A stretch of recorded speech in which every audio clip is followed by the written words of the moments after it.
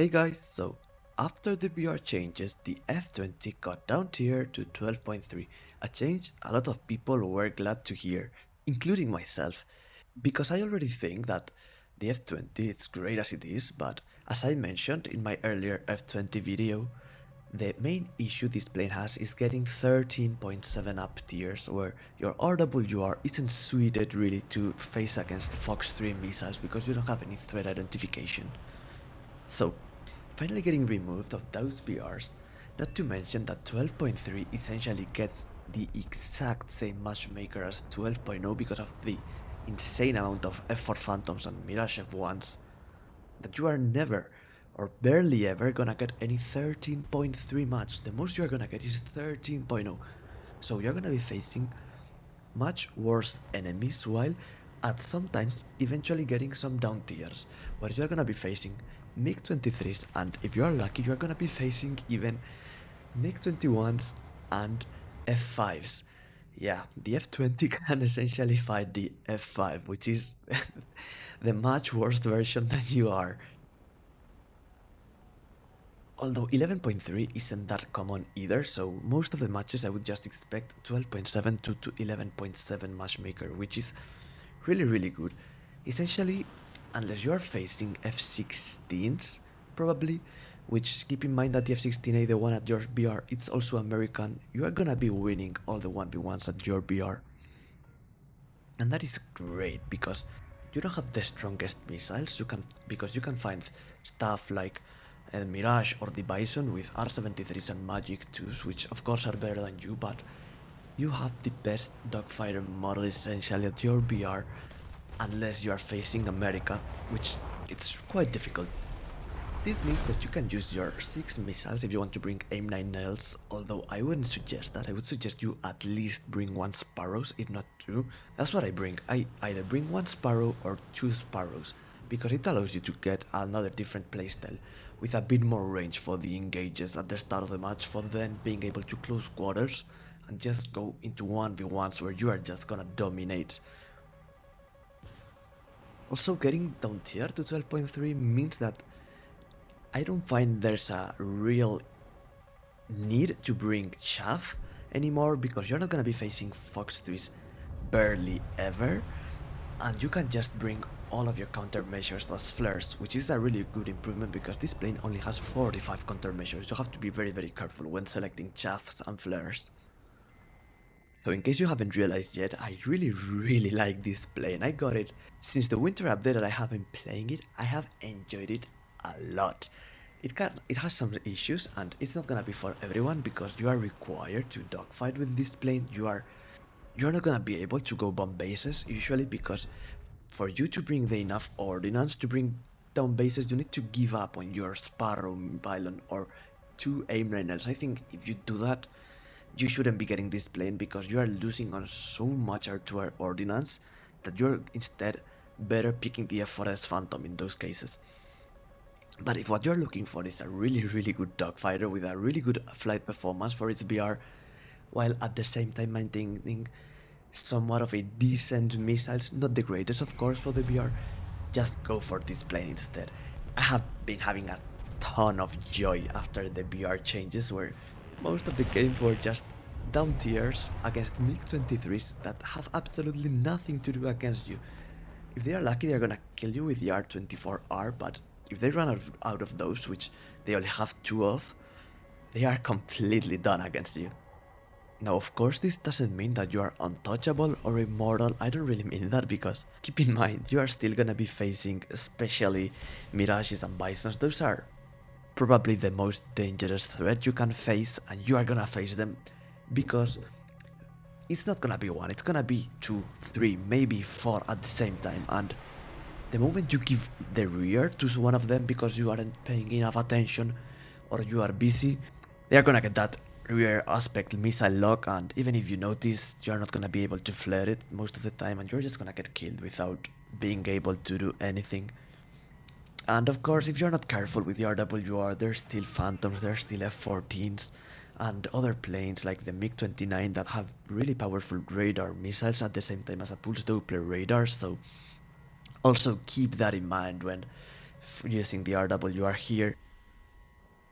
it isn't the greatest. RW are at providing information, so you gotta be a bit careful when using it, but once you get used to it, once you just go defensive to not take any extra risk and just force them to play your game where they need to get close to you and dogfight you, you're gonna be able to deal with every threat you're gonna encounter.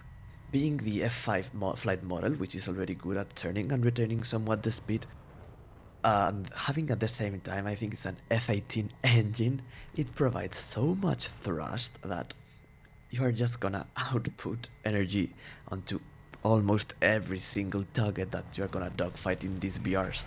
So that's that, just do not be afraid to dogfight with this plane. You'll eventually get more and more used to how it goes and when to dogfight and how to dogfight, at the same time as maintaining your awareness about your surroundings to avoid getting third-partied. And the moment you start improving on that, you'll see how good this plane is. Just, if you're having some struggles with that, you just gotta keep trying until you get used to it. It's just part of the War Thunder gameplay and growth. And yeah, as always, if you know me, you know I like to fly always with my radar off. It makes it so easy with planes like this to sneak behind enemies that might have noticed you if you were with your radar on. You don't really have the capabilities, the missiles to snipe people, so I think it's better to just keep your radar off at most times until you get a solid lock and just launch the Sparrow at the enemy. Because as you can see there, boom, 2 kills without them even knowing I was there because my radar wasn't on till the last very moment. That first Sukhoi 33 had nothing to do. Of course, right now, as you know, I'm not bringing any chaff. I don't really like it. And I was forced to go defensive and give my rear to that F-15, very dangerous there, but I couldn't keep going forward because of the terrain there. I couldn't force the multipath against his Sparrow. But I'm just keep turning, try to maintain some of my speed, holding the W key from time to time. F-15 has too much power for me, it's just 13.0, really dangerous threat, but as you're gonna see here, I don't know what happened, but M9L rear aspect against MiG-29, F-15 and F-4 Phantom, all those three, they always hit. I don't know what to say. I swear, it doesn't feel like I'm using an M9L, it feels like I'm using an R-73 because it's sometimes unflareable for the enemy. It's so stupid. Of course, if the enemy has large caliber countermeasures as the MiG-23 or the Mirage have, the M9L is never gonna hit, but against those type of planes that have a really warm rear and don't have large caliber countermeasures, the M9L can ignore flares rather consistently, by the way. And now you can see how just there's too many Mirages here, MiG-23, Harrier even, just trying to tail me, all of them. I just decide I cannot stay there. There's too many Mirages. If I start dogfighting, one of them is just gonna slave a missile and just get me killed, so I just run away while chasing the vegan. I am faster than the vegan and I accelerate much faster than the Mirages, so I have enough time. As always, just keeping an eye on my 6, just in case they try and sneak in magic too. If you are over 1.5 kilometers, you shouldn't have any problems flaring the magic. And oh god, there the tree. I was also very lucky with that. A really good match here. Just catching on the vegan. He has barely anything to do. I have enough ammunition just to take those shots, trying to aim with my ballistics computer. The gun is not that bad, it's just that I suck, okay? Once you get damage, either you get a hit, which can eventually happen, or you're gonna just destroy the enemy. And now I just have to make this turn, as you can see, holding my W to avoid losing as many speed, because I need to keep running away. Keep in mind there was 3 Mirages. If I cannot start dogfighting this because it's just death for me. 4 enemies. You have to add as well the Harrier. This is not gonna do well for me if I stay here, so just run away. Pray for them to waste their magics at these longer ranges, and they are kinda giving up on the chase, all of them except a Harrier and a Mirage, so now is when I can just start the dogfight. Just holding all my speed just in case a third Mirage decides to return and go for me. And keep them like this. I know my friendlies are coming, it's a friendly Kafir, so it should be here soon. It has also Fox 3s. As long as I keep them entertained, they are gonna eventually die. Mirage is smart enough to just run away with his friends, but the Harrier cannot afford that subsonic. I'm just gonna kill him. Just try to get some shots. Instead of bleeding all my speed in this dogfight, I just overextend. Harrier has nothing to do against me if I run away at Mach 1. And I still have that energy in case a Mirage just pops out of nowhere. Kafir already 20 kilometers close from me. Just keep turning while maintaining that speed. There's no need for me to force ahead on either, so that Harrier is just completely dead. Right now he has nothing to do.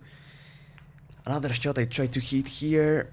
I suck at those, man. I suck with the gun. Okay, that's just me.